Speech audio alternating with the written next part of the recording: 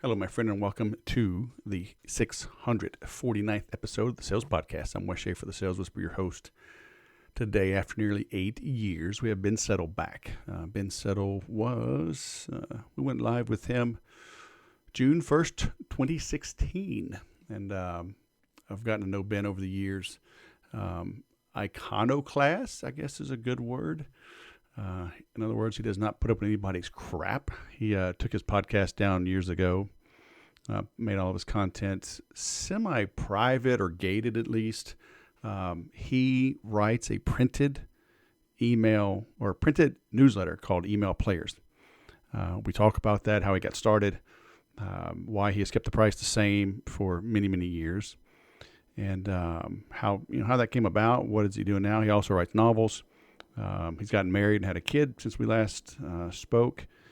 He lives up in the Northwest, and he has an envious life, I must say, but I will let you hear that and decide for yourself. He certainly marches to the beat of his own drum, but I love the fact that he is a communicator by the written word. I am always encouraging people to do that. I'm talking to my son right now in real estate, and I'm like, dude, you got to write every single day. 12 weeks to peak, I talk about you've got to write. I can use AI. Like, no, you can't. It's like saying, yes, you can use a calculator to do your work. Yes, and you can, and you do. You use Excel, and spreadsheets and macros. I get it. But most people can't build macros because they don't understand the core math being done, because it's literally garbage in, garbage out. But writing, you don't write just for the sake of writing. Even if you never published what you wrote, it clarifies your thinking. And so my son just turned 26. He's doing well in real estate. He's working hard.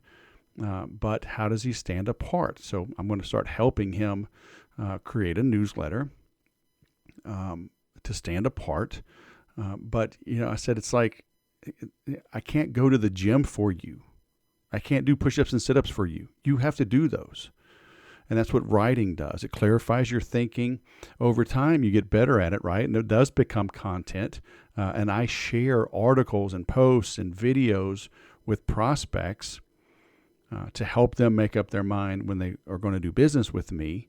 And it shows my expertise when I not only have the answer, but I've documented the answer, and I did it years before they even thought of the question. That is how you make every sale. Okay, so think about that. Get better at writing. If you need help, let me know. I've got a recorded course I did a couple years ago, super affordable. In the 12 weeks to peak, you're just holding yourself accountable.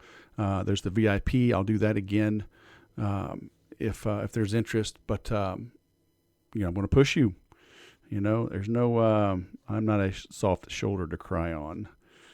I will push you hard, and you will be happy when it's done. Okay. But, learn to write mo better. That's all I'm going to say. And, so this is a good episode, with Ben, towards the middle. What is it? I don't know, 10, 20, 30 something minutes. He just lost internet connection. So we brought him back on. So you may hear a little glitch there. We're talking about California and Illinois and whatever. So we just picked up where we left off. But he lives kind of in the wilderness up in the Northwest. And so he has a little bit of a spotty internet connection, but he doesn't need a great one. So again, I'm jealous. So with that, what else is going on? Check out the Make Every Sale course. I just made it a name your own price. So makeeverysale.com. I'm going to try that out for a little bit. Makeeverysale.com. I think I'm using Gumroad. I think it said the lowest I could do was $5. So I was going to make it $1. If you only pay $5, kind of hurt my feelings. But hey, it is. Name your own price. So let me know what you think about that. Avail yourself of that. I've been making some videos as well, loading them up to YouTube, LinkedIn. I made one today. I'm going to upload right after this about the movie Hitch and what you can learn from that. It's by Will Smith and from 2005, but I got the transcript and I'm breaking it down for a client of mine, young man, the son of a long-term client and friend, so helping him with sales. But dating is always such a good analogy. Selling is courtship. So a movie like Hitch can help you, right? But you got to break it down. You got to see the benefit, the analogies. And so I just made a video. So look for that. I'll be uploading that today as well. All right. So get you some Make Every Sale, get you some Inner Circle, and then come back and listen to this episode with Ben. Ben Settle, I will say the man that needs no introduction. Welcome back to the Sales Podcast. How the heck are you? I am doing good. And we were just talking about how a little bit's changed in the, 8 years, whatever it's been. Almost About 8 years. Yeah. 8 years. Yeah. We thought you were this cold, heartless email marketing guy, and you often get married and have a baby, and it just changes everything, man. Yeah, You're actually human. I think she's more heartless and cold than I am, actually. I'm the nice one. Like, I'm the nice guy amongst them. Yeah. You know what's funny? If you ask our kids, they'll say the same thing, man. My wife, don't cross her, boy. Woo, little 5'1.5". She will tan your hide. Or she'll just say, you wait till your dad gets home. Oh, man. So you've produced the Email Players physical newsletter for what, a decade? More than a decade? This August will be the 14th year. Wow. Or wait, what year is it? 2000? Yeah, this will be the 13th year. I bet 13th year. But whatever it comes out to, I published it in 2011. So what does that come out to? Yeah, it'll be the 13th. 13th I'm a writer, man. I'm not a math guy, I'm from Louisiana, man. English wasn't elective. Math wasn't elective. I mean, it's all good, man. Like they say, well, you're a little younger than me, but there's this meme that goes around, the teacher says, you have to learn math because you're not going to be walking around with a calculator in your hand. And they're like, huh? Yeah. I don't know. I don't know about that. I'm pretty sure we all have a calculator in our hand now. So exactly. Oh, that's funny. So I have a lot of questions. But I mean, ultimately, how did that come about for those that may not remember? And then how does it still work? Because, we're in the age of TikTok and Instagram Reels and YouTube Shorts, and you got to be live streaming and make yourself transparent and authentic and accessible.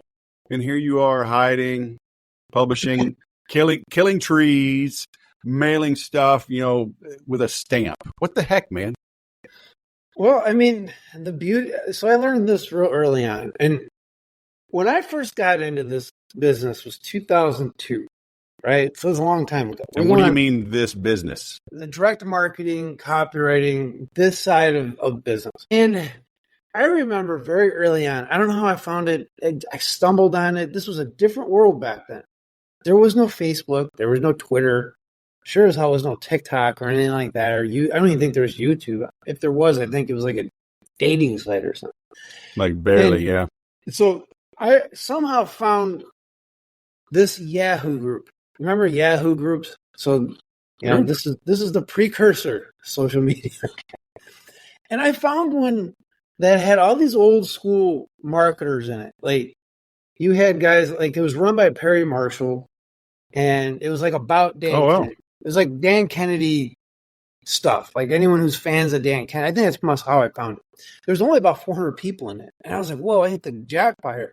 So John Carlton was in there. He was actually posting and answering. I printed out everything he said. You don't get that access to him these days, right? No. So it's guys like that. One of the people in there was somebody I have long had a lot of respect for, who is Paul Hartunian, who's a publicity guy. And I think he's retired and all that. But I remember he had this debate with this other internet guy, like a guy who's a hardcore internet marketer. They were back and forth forever. It wasn't mean or anything. It was a really good thread to follow. I was learning a lot for having just got into this stuff.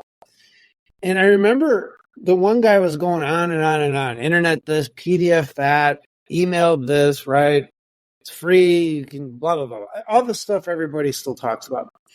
And Paul Hartunian's like, no, the technology is already changing. But you know what doesn't change? The technology of putting a stamp on an envelope. In 100 years, it has not changed one bit.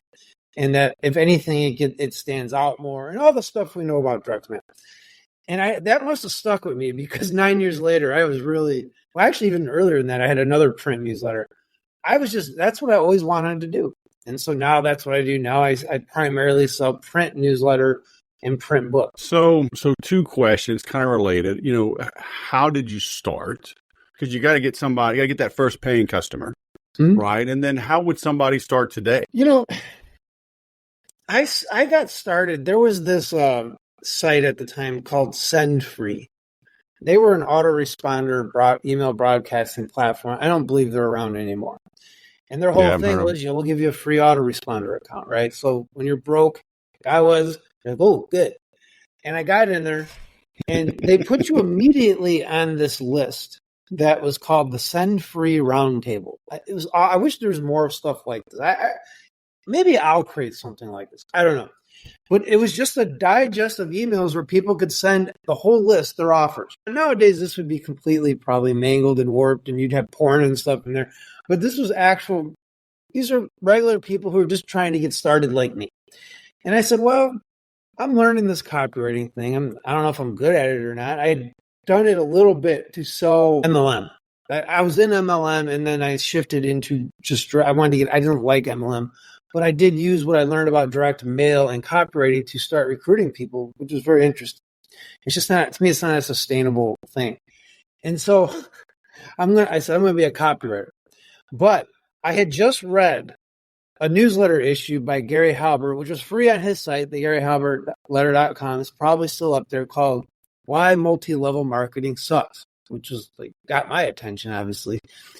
And it was all about how if you want to do copywriting, don't necessarily take freelance clients the traditional way, but find someone that you can help them sell stuff and you get a piece of the sales, right? Now, he was much more sophisticated at it than I approached it. I just said, I want to get some experience, but this sounds really good.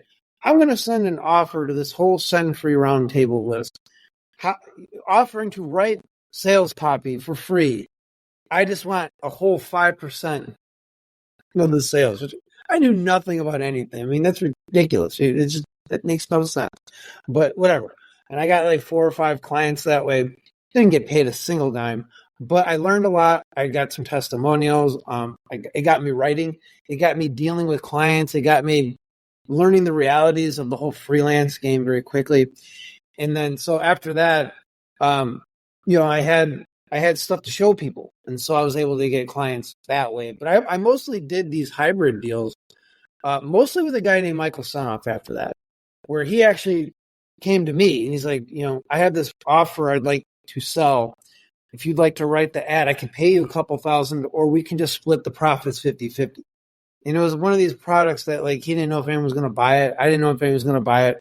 We did it. I ended up making quite a bit of money actually with him. And we partnered for about 4 years until I kind of went off and found regular client work. But that's how I did it. Now, could somebody today mimic that? Yes and no. That's not the ideal way to do it. Okay, what I did is not the ideal way to do it. The ideal way to do it today, in my opinion, because you have access to traffic just by going on Twitter or Facebook, right? We didn't have that. You had to go out there and hustle. But now you can actually, if you have a personality, you can kind of trick people into thinking you're better than you are, actually, right? And people do. And so, I would say my whole thought, what I tell freelancers is, don't be your own client first. Learn the basics of direct marketing and copywriting, not just reciting and parroting things and going to conferences and hanging out at the bar. You can get clients that way, but you're not learning anything. What you really want to do is find a market, find an offer to sell to it. You could run paid traffic or use social media just to start selling it, learn it. Once you start selling your own offers, now you go to clients, and A, you don't need them. So you're automatically going to be more attractive to them. And B, when you do go to them, you're actually going to have something of value to offer them, and not just you see these guys today. It's like a trope, right?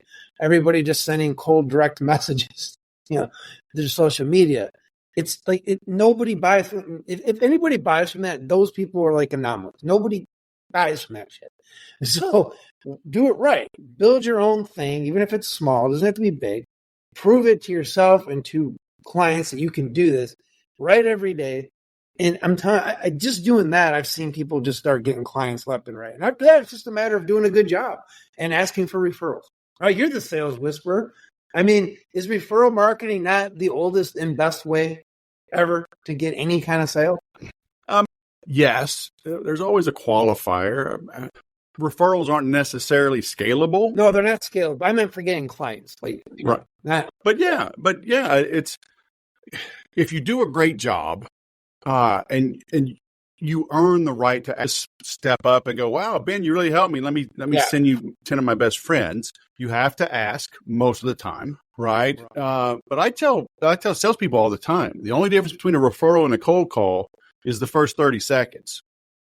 I mean, you still have to sell that person and convince them, they should be a little farther along the process. But if it's like, okay, hey, you built my friend's deck. We're thinking about, maybe doing a home expansion. So of course you come highly recommended, but I also have a neighbor does this, or, so there may still be some competition, but yes, people don't ask. People don't even ask. They don't ask. And this is probably, market and specific too, because like where I live, if somebody's good at anything, it's a month out before you can hire them. Right. Yeah. That's everywhere, dude. That's everywhere. So like to me, it's just, I do referral marketing even for email players. Like what I mean by that is I don't go out and solicit traffic. I let it come to me through content I've floated out there over years and years and years, and just my reputation. They come to me, referred to me either by my own content or someone else. And you can't start that way. I'm not trying to give anyone any false expectations. Right. But that's the goal, right? And I don't really worry about it now. And I know other people do the same thing. It's like you get to a certain point. Do you think Dan Kennedy has to go solicit clients? I mean, they come to him. And he has a name for that, upstream leads, right? Like they have found something about you. It could be a book. It could be something you wrote. It could be somebody just talking about you, and they have worked their way up to you. And that is a great lead. Yeah. Yeah, for sure.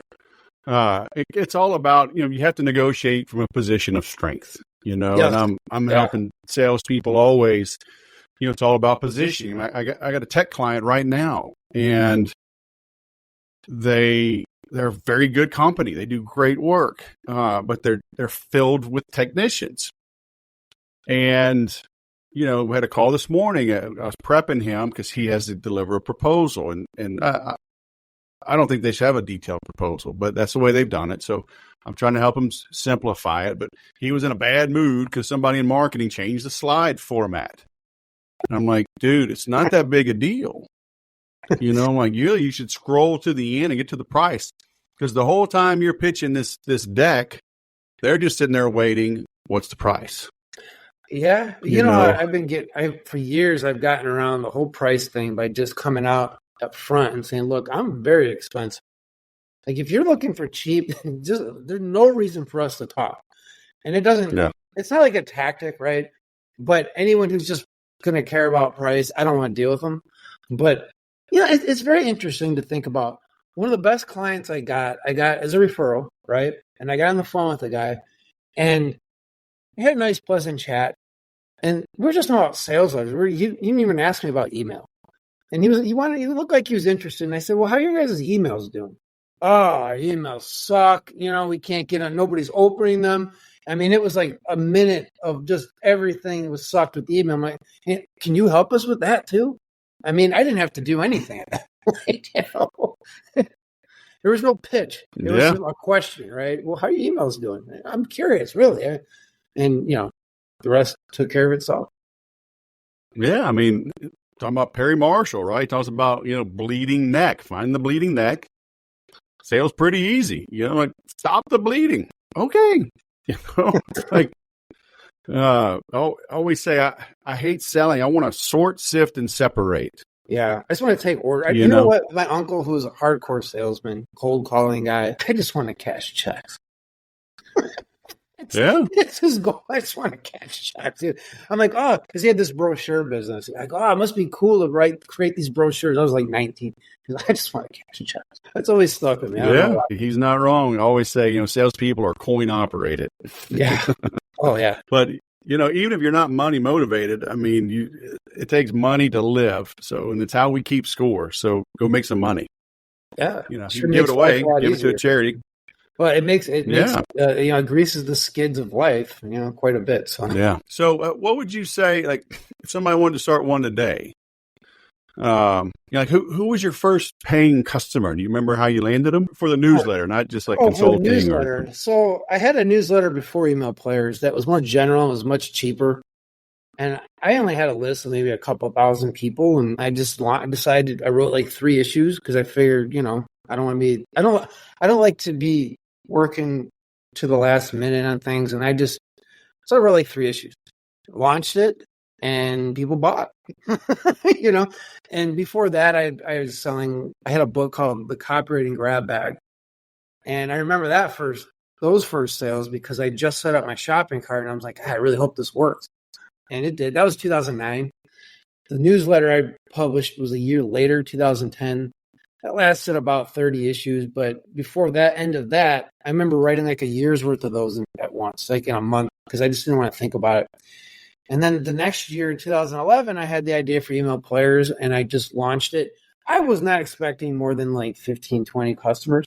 It was a higher price, especially in 2011. $100 a month was a lot more than it is now. Now it's like everybody. I think I'm probably part of the problem for this now. Everybody wants to charge the same amount, but I think I got like 83 people right on the launch to a list of like 3,000 people. I didn't even promote it that heavily. I think I only sent 3 emails at the most, and I was off to the races. How far ahead do you write them? Because this is a physical newsletter, right? And it's 15, 20 pages?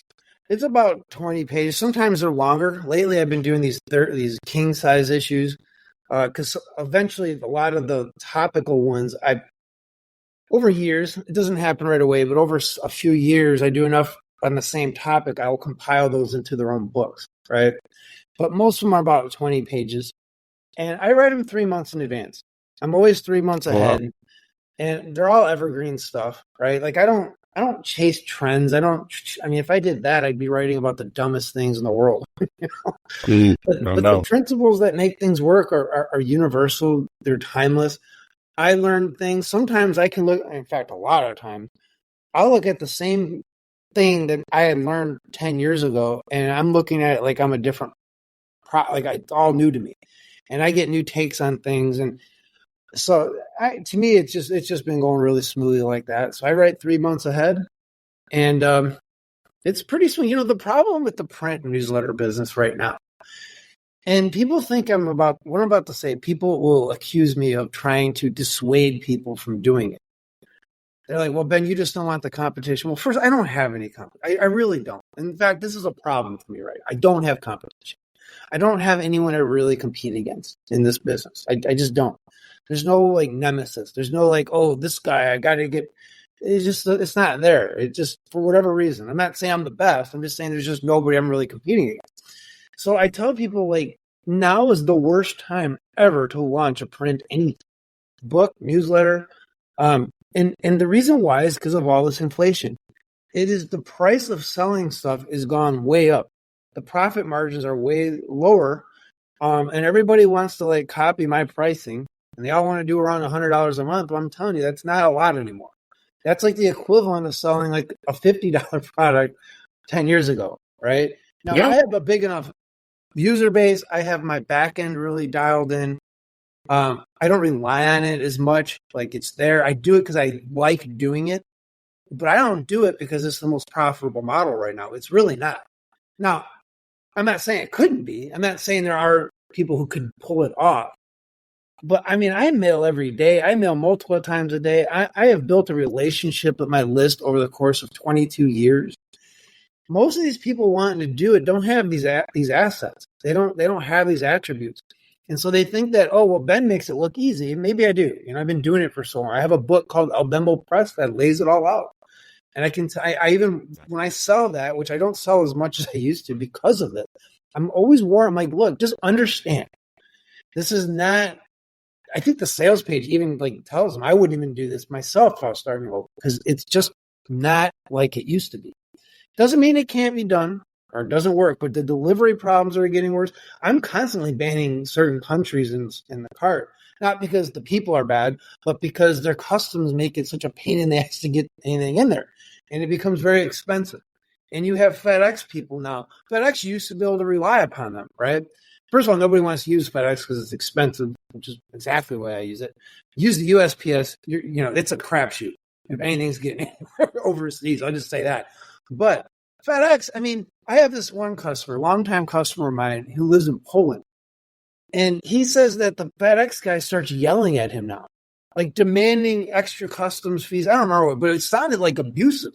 And like the guy's wife answered when he started yelling at her once, then he had to like chase the guy down the street to get his issue. And I said, this is ridiculous. And I started noticing with a lot of Polish customers, this was starting to happen. I don't know what's going on in Poland. I don't know what's going on over there. But there's something going on with their customs and their mail and their FedEx over there. So I had to block it in the cart. People were already with me. I left them in there. But and they go, why are you banning my country? Because you have abusive customs people, man. It's like, I'm not going to keep resending this thing where it becomes a point. In fact, a lot of my customers, not a lot, but probably like a good almost 10 at this point, it actually costs me to send them every month. Like it costs me to sell to them. Now, they've been with me for a long time. I'm loyal to them. I'm not going to just like cut them off. You know what I mean? But like newer people, I'm not going to do that for. And so, that's the reality of the print newsletter business. Now, the print book business, if you're going to, that's different, right? Like Russell Brunson, he went through my book and now he's getting in the print everything game, right? But he's got, money and infrastructure. He's got, 5 million people audience. He's fine. Guys like him, they could do it all day long. But the guy who's like, Nanan on Twitter with, 400 followers thinks, I'm going to get in the newsletter business. No, man, just like do digital. Do digital for now. Maybe this all goes back to some semblance of reality someday. I'm not counting on it. In fact, I'm expecting it to get to the point where even I won't be able to sell physical stuff. And I'll just switch to digital. It's no big deal. Start with digital, make your money, and then experiment with the physical side. So that's kind of my thoughts on that. Yeah, so I just looked it up while you were talking. So $97 in 2011 is, well, supposedly it's $137 now. Yeah, that makes that's about right. I think it's higher. The government can't trust them, but well, that's true. And when you add in a worldwide paper shortage apparently is going on, which nobody talks about that, but the printers like to let me know that some of my books I have to put in a 5-month lead time. They're like, it could take them, like they're saying it may not, but to be safe, you might want to have enough printed up because 5 months, it may take 5 months. That hasn't really happened. It could be a sales play for all I know, but it works on me. I'd rather have them in inventory anyway. But they have no reason to really lie to me about it. I'm always printing stuff up. It's not like I lack inventory. So, you got these things going on, and the delivery and all this, it's just not the same as it used to. Yeah. I know with Amazon, like with my books, you could publish in Europe and mail it, but, you got to be able to upload the list and formatting and everything. And I don't know. It could be worth it rather than. I've thought about that, finding another printer overseas. And, it takes a lot of time to vet a new printer. Before my printer, who I found I went through 3 other ones, and they were so incompetent, and they were forgetting orders were even there. It was bad, right? And you start realizing how flaky the printing industry is, right? It's like, we were talking about selling. Like if you just do a good job at the bar is so low for a lot of services. If you just do a good job, you almost can't lose. You just do it. You know what? You just show up, do your work, do what you say you're going to do when you say you're going to do it.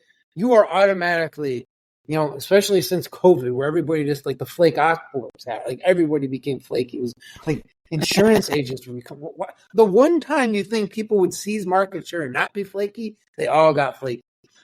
So just do that. You want to sell whatever it is, man. Just don't be a flake, right? Yeah. Yeah. The world is crazy. So, I mean, I'm jealous of you moving to a little bit of a remote area, and Oh, it's because remote. I don't need any of this grief, man. I could have acreage in the country. All I need is Wi-Fi like you, and I wouldn't even have a house payment. I could sell this house and 400 acres in Maine, and Oh yeah, man. nobody will come see me because it's cold. I'm like, that's fine. Oh, we're I've been living here since 2007. I left for a few years, but I made my way back in 2019, and it's not perfect, but in fact, that's why it's not crowded because it's imperfect. Like you're saying, Yeah. there's always something.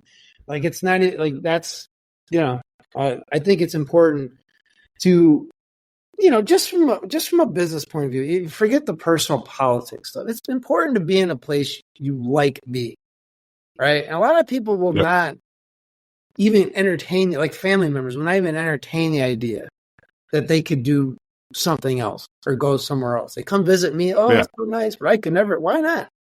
I did it. I'm the most ordinary guy in the family. I did it. Yeah. Well, my wife. So I discovered Maine. When was it? 2021. I flew up for a week for this jiu-jitsu camp these guys put on. And dude, I fell in love with it. And a good friend from the Air Force Academy, he retired up there. He's an airline pilot, so at Southwest. So he has to drive like 90 minutes to Portland, and then he can fly out. So they have a beautiful property right on the lake. We went kayaking. Now, I went obviously in like August, September timeframe, so it's just perfect. But I mean, I just fell in love with it. And, I'm pretty much unemployable, but like, I love what this company's doing, bringing back manufacturing. And I actually talked to the founder, man. I'm like, dude, I will work for you. I will move my ass up here. What can I do? Cause like, I got residuals coming in, but they're all direct to consumer. So it's like, I don't know if there's anything there, but I'm like, I'll move up here. And so I started looking, and dude, no kidding. 411 acres with a house and a workshop and a barn and big house. It was like $400,000 or $300,000, like something ridiculous, right? Like we could sell here, and with the money we'd make, because we've been here a long time, and we've been fortunate. Like I could literally buy 400 acres and have no payment. My wife's like, well, you're not really handy. How you going to work a farm or whatever, big spread. I'm like, hey, I am handy. I don't have to be. Yeah. Right. And it's like, it's a pain. We don't have room with 7 kids, and shit's been everywhere. I go get my tools. They're not where they're supposed to be, or they are where they're supposed to be, but there's 17 layers of clothes and books and bikes and skateboards and snowboards. I'm like, I don't want to go do this stuff. You give me a whole workshop and YouTube, dude. Oh, yeah. Just bring me a ham sandwich, and I'll be there 12 hours a day, figuring shit out, working the table saw. I can figure it out. You seen ththose videos from that guy Wrangler Star? You ever heard of him? That's what he did. He moved from the big city, took the family. Now he's making videos about that, exactly what you're talking, because he's doing it, right? Like he figured it out. Wrangler Star. Okay. Wrangler, yeah, you probably love him. And it's a thing, man. I was thinking like Matt Fury, right? I believe he's buying a farm up in Montana. It's like a thing. Kind of want to buy a farm now, man. I like being on the ocean. I can't help it. But yeah, we're in a nice place. The people, fruitcake, California. I'm like, yeah, politically, I don't agree with what's happening. Where we live is in alignment with us. Yeah, that's how it is. My son, last week, my son takes his wife and their baby and his mother-in-law. She watched the baby. They went snowboarding. The next day, he's at jiu-jitsu. My daughters live in San Diego. They go jog on the beach a couple days a week. Go for an hour east. You're in the dunes. So if you're into quads and camping and, bring your trailer out. So it's like, and the weather's pretty dang nice. Yeah. There's just some other bullshit you got to put up with. But well, California, if you even drive through there, they try to tax you at this point. They try. Oh, they do. Because the state's too big. You're going to pay gas tax somewhere. Well, I mean, even if you were in another state, this happened to my business partner, Troy Broussard. I don't know if I get this exact right, but they tried to tax him. And he didn't even do business there, but they tried to tax him as if he did. And he's just like, the guy's just like blowing up over it. He's like, I hate that. I mean, they'll get you. They'll get you. They'll find you. Dude, this state, it's insane, the stuff they try to pull. But the weather is nice. So, and that's where my wife's from. So it's like, hey, it's where family is. So you go where your family is. So see, I did the opposite. What you going to do? I just kind of left, and then nobody came with. Well, actually, my dad did move up here for about 45 years. Now he wanted to go back to Tucson, where he actually likes to be. But we're all Illinois people, right? So either way, and I have no family around here at all now. Just got Stefania and son, and that's it. Yeah, but you moved when you were single and no kids, right? Yeah. Well, yeah. I was married to my ex-wife at the time. And she was from the Pacific Northwest, and she just kept nagging me about getting out of Illinois. And, I grew up there, didn't think much of it until I left. I'm like, son of a bitch, she was right. I'll give her that. Dude, Illinois is right up there with California. I don't miss it at all. They're insane. I haven't been there. I moved out of there in 2000. Speaking of moving and crazy, we're back, right? I think California conspired with Illinois to shut us down, man. I mean, they're listening to us. We're like influential people. Anytime I can influence someone to leave Illinois, that's a good thing. That's why my powers of persuasion become useful to someone besides myself. So. Yeah, that state is crazy, but oh well. So you mentioned Troy. I've known Troy for years through the Infusionsoft community. And you have an email tool, right? Yeah, him and I have built a few email tools. We built Learnistic, which is a mobile app for content creators and coaches and all that, so they can distribute their content with a mobile app instead of the internet, a browser and all that. We have an email sending, a broadcasting, and autoresponder platform called Berserker Mail. And we have a social media platform, which is kind of more of like a membership site than a social media. Like, it's not supposed to replace your Facebook or anything, but it's a nice secure place where no one's going to like cancel you or whatever. And it's not on big tech servers, and you put your customers in there. And we use that for our own businesses actually too. And that's called Social Layer. So we have a lot of plans to create more software, but we realize we need to kind of just focus on what we got. But you get him going, man. Yeah, make sure. Yeah. Get it dialed in, and because you don't want to be spread too thin, and people bitch, So if it's too thin, if it's mediocre, I mean, absolutely, and I recently partnered with him in another company. It's not to do with marketing; it's for selling options, like coaches people how to sell or buy options, buy and sell options, or whatever. Right? And I don't even know what an options is. I just know this guy is so into it, and he's so successful at it that I'm like, dude, I want in on this company because I whatever you're doing, I know it's going to be big. So I invested in that. And him and I do a lot of stuff together. Well, yeah, options are a unique world, but kind of like the gold rush. As long as you're on the platform getting paid when people buy and sell, it doesn't really matter what happens. Yeah, you don't have to be an options expert. Well, I was telling him it's a very I still don't know anything about it. It doesn't interest me. But, when I see the enthusiasm of some, as you know, as a sales guy, like, enthusiasm is contagious. And this guy has managed to sell things just via his enthusiasm. That's how he got me a mobile app. I wasn't even using mobile apps at the time. I didn't even care. But you get this guy talking, man. It's like he's probably one of the best salespeople I've ever met. It's funny. This guy. About Troy? Oh, easily. He closes everybody. Yeah. Like, the guy he closed his own banker on options coaching. It's like just talking to him about it, right? Not really him specifically because it's like against the law, but like he's going to get his daughter, like the banker's getting his daughter involved. It's just crazy. Yeah. I want to see him do it in real time. Like next time we hang out, I'm like, I want to see you do this. So I want to see it. There's nothing like seeing a great salesperson at their game. Oh, yeah. Well, and there's things that happen. I equate everything to jiu-jitsu now, but it's there's little subtle things. It's like jiu-jitsu was so dominant in the early days of UFC. I mean, it kind of lost some of its flavor because it's not all that exciting. Certainly not the original, the Gracies. They're so good. They were dominating people, and it looks kind of boring. Because there's not big kicks and, roundhouses and, but when you understand what's going on, you you can appreciate the art, absolutely. and the skill. But like a good people want me to break down what's happening, and it's like the first 15 seconds of a call, if they record it, I'll stop them, and it's like there's the next hour. I got to explain how you opened. What was the setup?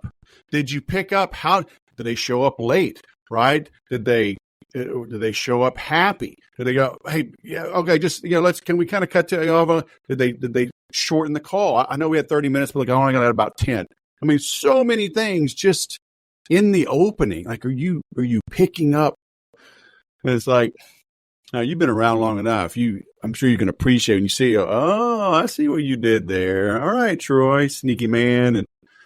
But when you're passionate, most people, they talk about they have ADD, but it's like it was adventure deficit disorder. Okay. And that's what most people suffer from. Literally leading lives of quiet desperation. Okay. And so when somebody shows up full of passion, like they just want some of it. Like, my life is so humdrum. Yeah, don't latch onto that. Absolutely. And there's something to be said about it. And that's how I approach email, quite frankly. I have this rule: if I don't find it interesting, I don't write about it. If it's not fun to write, it's not gonna be fun for anyone to read. And I don't care what the topic is. I could be giving them the cure to a disease, but if I make it boring, they don't care. It doesn't matter. And it's gotta be Where fun. do you find your inspiration? Do you go backwards in time? Like, are you reading older stuff and kind of bringing it back to the present, that evergreen stuff? Are you reading new stuff? I really don't read a lot of marketing related stuff anymore. I will revisit things now and then. Most of the things I consume as far as that goes are biographies of people. I'm big into biographies and hearing how the processes people use creatively. So, for example, I've been making my way through these books called Backstory, which is 4 volumes of just interviews with screenwriters, right? And you hear the process of how a lot of them approach their work. Biographies to me are the most fun. The one I just read most recently is one of the best. I'm not a self-help guy. I don't read self-help books, but this is a great book. It's Schwarzenegger's Be Useful. It's one of the best books I've ever read. I've read it 10 times now. It's so good.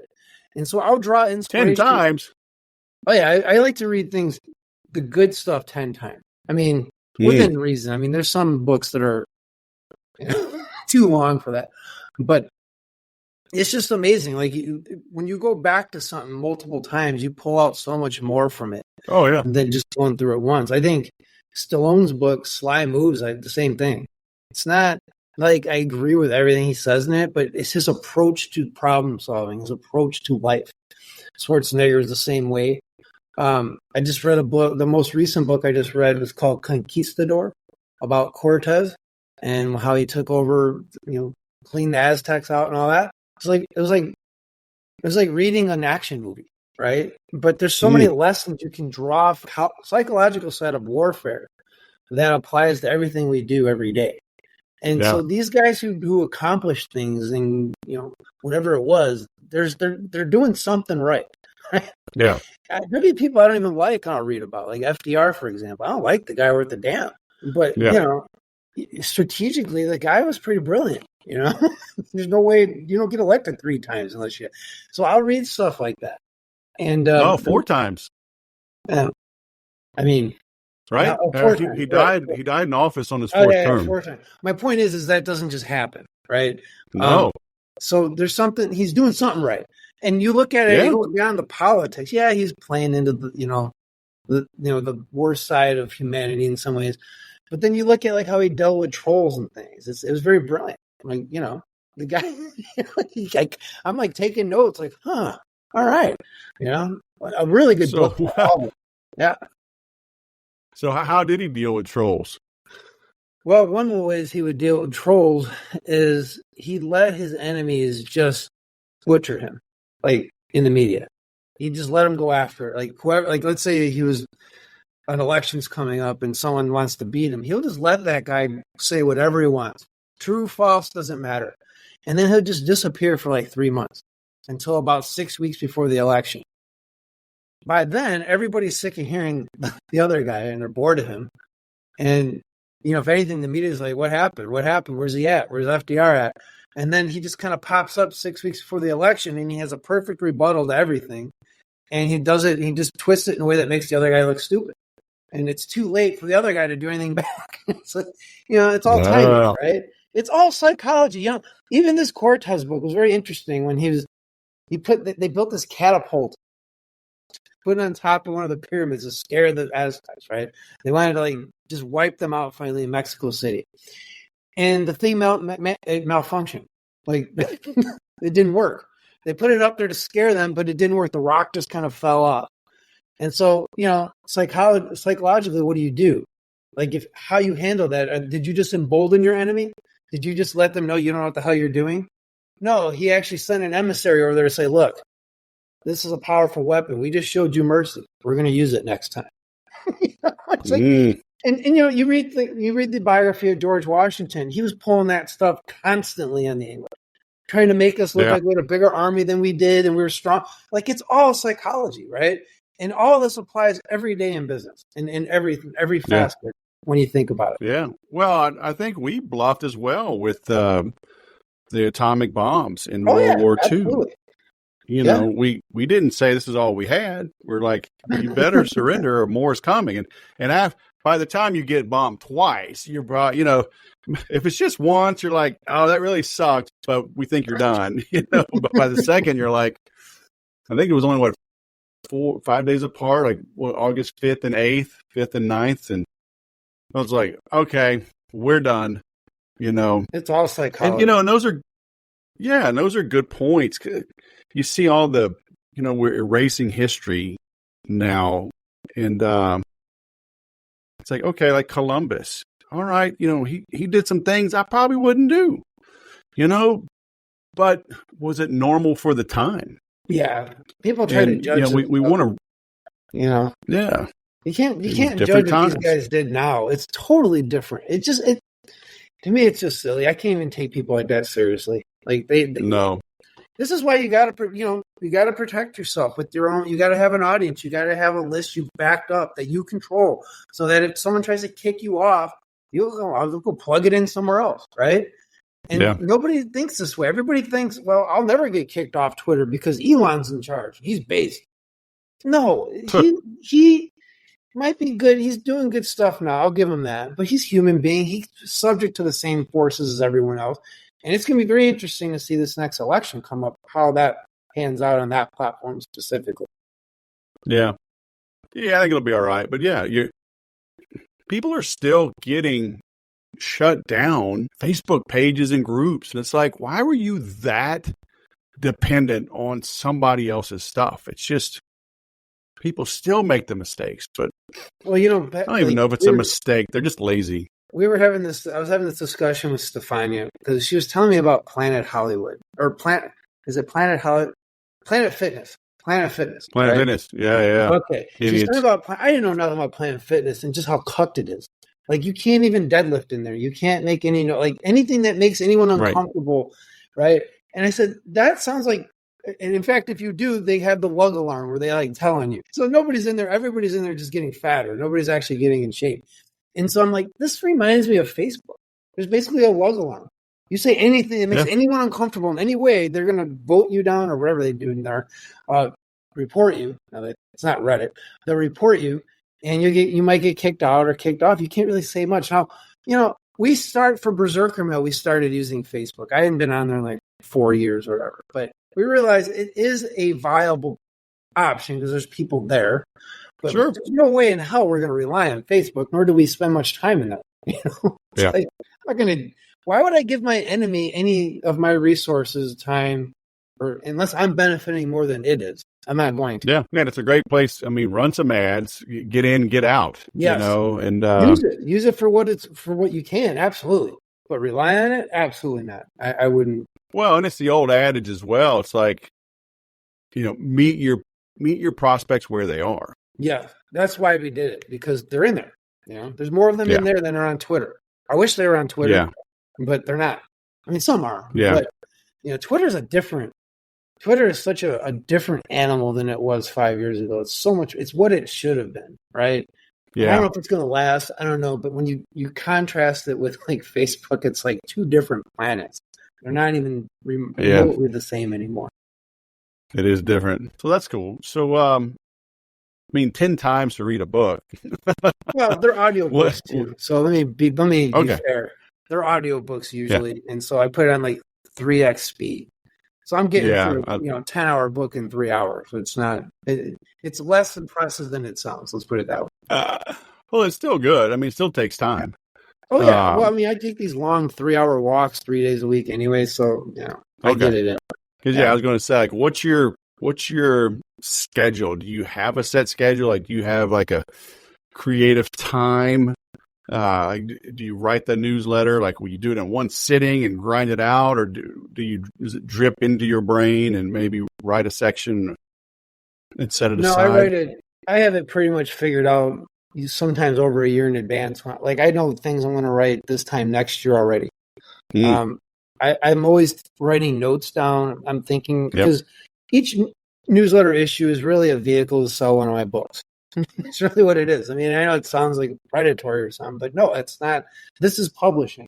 Anyone who publishes anything for money is basically whatever you just bought is advertising for something else, right? The ads are what pay. So, I still give great, teach stuff. Don't get me wrong, but I'm thinking this time next year I'm going to sell this book, so it's going to revolve most likely around that topic. I usually write them in. I can usually write them in one sitting. Sometimes I break it up into two, especially if it's longer. In some cases, like this last January, I did a triple size one because it was the 150th issue. I want to do something special. Right. Very expensive to print and mail this one, by the way. It's like, whoa. I think I lost a lot of money on it, but it was okay. When you got a big anniversary, some kind of event, you make it big. So I did triple. Yeah. I was going to do a 150-page issue. Right, that was my initial thought. You can't do that with the printer. They can't, bind it like it would be a book. It wouldn't be a newsletter. So I did triple the size, which is kind of 64 pages. It's like So that one took me probably a couple of weeks because I did take my time on that one. But most of them I do like in a day or two, and then I put it away, and then the day before the first of the month, or maybe early in the month, I go through it and edit it, add to it, take it away, put ads in there, all that stuff, so I can send the proof in plenty of times. I like to get a proof before anything goes out. So everything is done well in advance. There's nothing done. Like you read these Gary Halbert issues where he's like doing everything at the last minute. Like I just got this out. It's 2 days. It's like I can't think that. I don't work that way. I don't know how people do that. And so everything's very much in advance. Well, he was notorious for that, huh? Like he would, he had a hat, I hate clients or something. Yeah, clients suck. Clients suck. Yeah. And maybe he just needed that back against the wall marking. I mean, he lived a hard life. Yeah. And he, Stefani is kind of the same way where nothing gets done until it absolutely has to. That's her personality, right? I'm like, get the homework done early.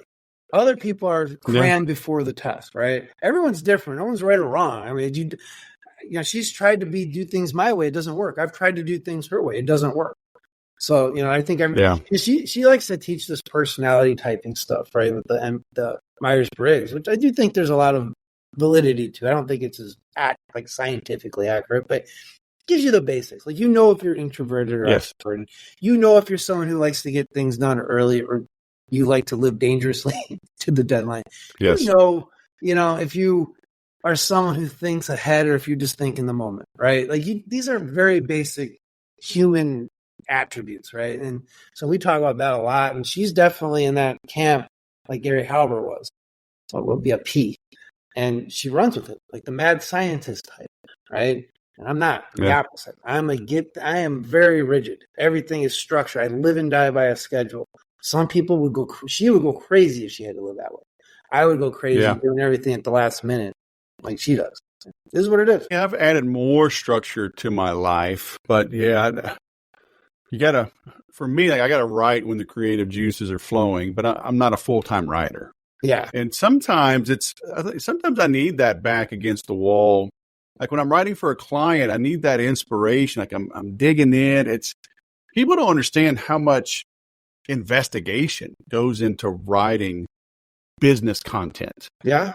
It's like we're like an investigative reporter, and digging it out and digging it out. Did you ever watch Mad Men? I tried. I couldn't get into it. I watched like the pilot episode and I was just like, didn't really. Well, and it might have even been the pilot. It was an early one where he had the tobacco guys in and he had, it's roasted. Do you ever remember that? This would have been over 10 years ago. So I just don't remember. I've watched it a couple of times, but there's this one episode, like whenever the timing is, right? This was whatever, late 50s, early 60s, in Madison Avenue. And so these guys, laws started coming out about tobacco. And everybody was struggling, and like how to market, what could they say, and so their big client was coming in, and they had nothing because there really was nothing unique. I mean, it was just cigarettes. Yeah, and so they're about to leave, and Don Draper stands up, says, "Let me ask you something. How's your tobacco made?" And the son of the father goes, "Well, I mean, I don't know." And the old guy, if nothing else, go find this episode. I forget the guy's name, but he's a longtime actor, and he's like, "Shame on you," So they're from like South Carolina or whatever. And he's like, "Well, we till it in the soil and we grow it in the sun, blah blah blah, and we harvest it, and then we dry it, and then we roast it." And Don Draper, old school chalkboard, right? It's roasted. And the guy's like, "Well, hell, everybody roasts their tobacco." He's like, "No, you roast it because you're going to be the first one claiming it. Now everybody else is a copycat." Yeah, and that's a very tried and true. Like that goes back to Schlitz beer. Remember, they're like everyone we scrub the tanks and like, "Hey, I'll do it." I remember in Obvious Adams, the book, he was talking about a paper maker. Well, we all do this. He goes. Look, nobody knows. None of your customers know you do this because you know it. We'll be laughed out of the industry. He goes, "Are you selling to the industry? Are you selling to people buying paper?" Yeah, because it's like we're usually too close to our own stuff. We don't see it. Yeah. But Don Draper needed that back to the wall, gun against the head, bam. Now he found his inspiration and they saved the account and they're off and running, So some people need that. But, it's interesting just hearing your style and how you do it. But what about your daily emails? You send a daily email to your list, right? Yeah, I write. Some of them are written in advance. A lot of my Twitter posts just become emails. I never let a piece of content just linger. It's going to be used in multiple ways. Sometimes I'll go back and recycle emails if I'm in a hurry. But all the emails that sell email players every month, which is usually around 20 to 25 emails, are usually 99% are fresh. Like I'm writing them this week, right? For the end of this month. I used to sit there and just do one a day, but I just had too many other things now. And my way of working is different now. And like 3 days a week currently, and this will probably change, but right now, 3 days a week, I don't even do any work. I just focus solely on exercise for 12 hours. Different kinds of, I'm constantly, that's workout days. Then the other 4 days are work days. But now I get up a little later than I used to, and I go to bed a little later, and I like to spend time with Willis, and I don't work as hard, right? So now that kind of is my back to the wall. I have a finite amount of time now to work on the days I do work. So I don't work those other 3 days. And so, but these are always changing. Like by the time someone watches this, I may be doing something else. I'm constantly playing with different ways of being productive. And that's just what I'm currently doing now. So you exercise for 12 hours? Well, not 12 hours straight, but I'm really, I'm experimenting with a lot of things. I got involved in this thing called Rebel Health Network or Rebel Health Alliance. And it's very interesting. You get your own dedicated doctor, your own dedicated strength coach, your own dedicated dietitian, your own dedicated epigenetics counselor, like with your DNA. Very interesting. One of the things they have me doing is wearing this thing, a Whoop, which I never thought I'd ever wear one of these. But I'm sitting there looking at the other people who are in this Whoop, in this alliance. They're all dialed in. And like on those 3 days, I want to make sure I've worked harder than all of them. Like that's my goal. So I want to have the most strain, right? And so it takes me all day. I start by lifting weights, then I come home and I hit this tire with a sledgehammer for a half hour. And then I do this alternating between sprinting and the stationary bike, right? I do that. And then I do another circuit of that. And if I'm still not number one, I'll do another circuit of that. And sometimes I'll go for another walk after dinner. Like I've been pushing myself harder than I have since high school, right? And it's very interesting because it's all like I just want to compete with whoever's got the highest thing, right? And so this kind of goes back to competition, right? In business, I don't really consider. I mean, there's other email guys, but I'm not like in competition with them. Like their people are their people, my people are my people. I don't write copy against other people, so I'm not like split tested. There's no competition. Yeah. This gives me competition. And so I think in copywriting and marketing and selling, it's good to have someone, if you can, to compete against. Like that'll drive you so much. And I remember early on in my business career, I did have that. There were certain people I'm like, that guy's awesome. Okay, I want to be better than him in the next 4 or 5 years. And I would just keep doing. I was like that. I had a goal. I had someone to compete against, right? Not in a savage way or like I'm gonna try to like bring them down. Or they don't even 90% of the time they don't even know. It's just for me. And I think there's something to be said about that. That I don't know if this is something that's missing amongst a lot of the internet business and marketing thing. I don't see a lot of people competing anymore. I certainly don't. And I think that might be a bad thing. I don't know. I mean, that's just a thought. I don't know where I'm going with this. It just kind of popped in there. But I saw a thing is that, if you get on the treadmill next to me or whatever, we're in a race, whether you know it or not. That's a good way to look at it. I really think that like competition is like something that's lacking, and you feel it. And once you start finding something to compete against, you're like, it's not work anymore. It's like you're driven to do better than that thing, or at least try to. And it has made exercise a hell of a lot more interesting. I mean, I exercise for for years, but now it's gotten the intensity level is a much more than it used to be, and I love every minute of it. Yeah, and to the point where now I literally dedicate just 3 days to working out because I want to be number one, and it's all based on. I mean, that's bad. Yeah, and it's like that's why I like jiu-jitsu, man. I mean, I was almost 47, and I've been doing the same workout routine, since I was 14 years old. And it's like I just got bored, and then I found jiu-jitsu. It's like you can't do jiu-jitsu alone. No, then you get some buddies, natural, and so you want to. Well, then you want to train with them, but then it's like, you get some competition, like guys that start around your time, so you want to stay even or get promoted ahead of them, or just make sure, because you feel like you suck. 7 years, I'm like, I'm not any better because you're fighting the same guys. And y'all are both about even, but like a new guy comes in, you just wipe the floor with him. You're like, okay, I guess I learned a little bit. Yeah, but that's not satisfying, right? It's like there's no satisfaction. Yeah. I've been training in this kung fu for almost 10 years now, and it's the opposite of what you do. Like in the sense that you're not really competing against anybody. In fact, even if you were sparring, you would be. But I got no one to spar with. It's just me and the Sifu, and he's getting kind of up there in age, and he just can't. He's got arthritis and stuff, right? And so I don't have anyone to compete against. So it's like it doesn't count. But, jiu-jitsu, you got someone that you're competing against. Like that to me is a good thing. Yeah. It's a very good thing. Yeah, day one, man, you're going hands-on.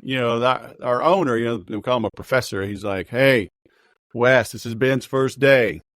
Don't break him up. And, and he'll even say, depending on who he assigns to, it's like, let him do this, work on this. Okay, I'll just let the guy work. But you're going hands-on day one. But that's, and you realized.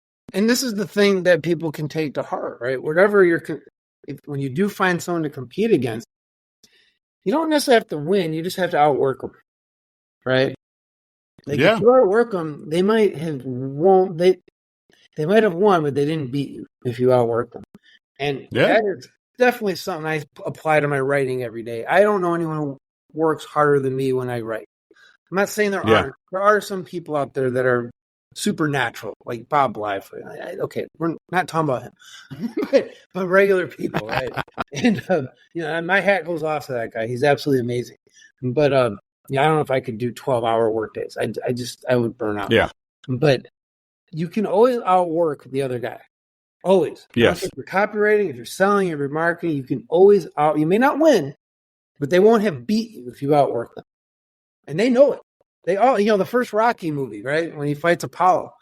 And he's like, yeah, Rocky won, or Apollo won by points, but he didn't beat Rocky. And Apollo knew it, and it bothered him, and he needed that rematch. And he still lost that one, too. But I saw something just the other day. I think it was on Twitter. He says, hey, I hate to be the bearer of bad news, but, on that, when Rocky and Apollo were both down, and he gets to the 10 counts on Apollo, he says, Rocky still had his hand on that top rope, so it's a draw. I'm like, yeah, it was Hollywood, right? It's like, no, I don't even know what you're talking about, dude. You're dead to me.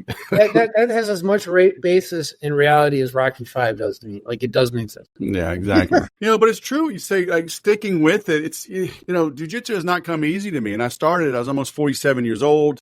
I'm fighting guys, some dudes that came in right along with me. I mean, we're in their 20s. Yeah.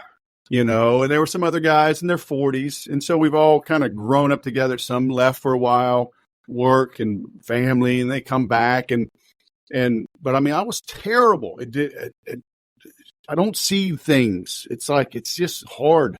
Yeah. And, but we line up for class in order, and, I'm a 2-stripe brown belt. And so most days I'm the senior guy, because the black belts stand in faces. Yeah. So those are the senior guys, right? But of the students, I'm the senior student, and it's like, how the hell did I should be standing on the left, and here I am all the way on the right. And like, and I'm ahead of some of these other guys that had to take time out. A friend of mine, he just got hurt. He's a little bit older, super active though. And, he got hurt, tore a quadricep or something. So surgery. So I mean, he's going to be out for months, and so I'll advance while he doesn't. And it's like, not that I'm better than him, just I didn't tear my quadricep, Yeah. But just stick it out, keep showing up. You figure it out, but everybody's looking for the easy button. They're going to jump from options to Facebook, to writing, to cold email, to real estate, back to options. Yeah, we see it all the time. Anywhere. All the time. Yeah. Cool, man. Well, we've gone on for a while. I was good to catch up. I'm glad I found you. Cross paths again on Twitter. And so I'm linking to your website, bensettle.com. Okay. We mentioned Berserker Mail. I'll go find that and link to it as well. People might as well give it a shot. What the hell? And I won't give them your home address. I mean, I don't know it. So I appreciate that. You'd kill me if I did and kill them. So, getting out here is pretty hard for most people. So even if you did, I don't think anyone would bother. I hope not, at least. Oh, man. Cool. Yeah, it was great catching up. I appreciate you sharing your words of wisdom, giving me some inspiration. I want to write more. So, you know what? To hell with your advice, man. I'm going to start a printed newsletter, okay? If that's what gets you writing, you might as well. So. All right, Ben. All the way from Oregon, man. Thanks for coming on. It's a great catching up. All right. Bye. See you, man. So what do you think? Hope you liked it. Ben is a straight shooter. He's got a bit of a dry sense of humor. He loves poking the bear. He will make comments just to get a rile out of people. So I laugh. I follow him on Twitter. And because I kind of lost track of him. He had a private group on Facebook, but he shut everything down. But he kept his Twitter open, and I stumbled across him. And tagged him, and he replied immediately, and we set up the interview. So I love what he's talking about, his approach. I got Arnold's book. Fortunately, I got it from the library. Just started reading it, and Arnold, he's at best he's a moderate. He is not a conservative, and he opens with touting how brave and inspiring and wonderful his January 6th commentary was. I think it was a disaster, but I'll get through the book. It's got some good points, and one of them is sell. So he's not totally off the mark. But it was interesting that he said, he listened to it 10 times. So we shall see. And maybe I shouldn't let somebody's politics skew my thinking, but I do. I'm human. I'm working on it a little bit. So consider doing more direct mail. Consider writing more, sending personal emails, personal videos, phone calls. Yes, I know everything has low deliverability, but direct mail gets through.